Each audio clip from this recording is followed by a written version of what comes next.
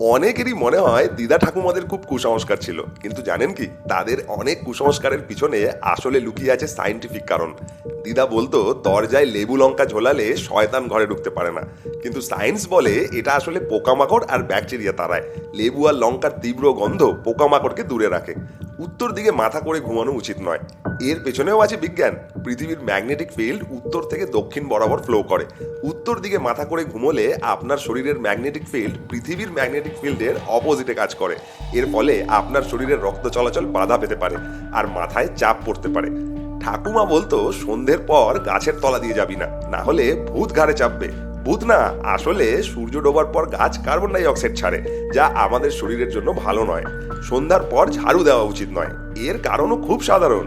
আগেকার দিনে কারেন্ট ছিল না, তাই কম আলোয় ঝাড়ু দিলে ভুলবশত মূল্যবান জিনিসপত্র ঝাড়ুর সাথে বাইরে চলে যেত। নাগ পঞ্চমীতে সাপের পুজো। এই ট্র্যাডিশন আসলে সাপেদের প্রতি মানুষের ভয় কমাতে সাহায্য করে।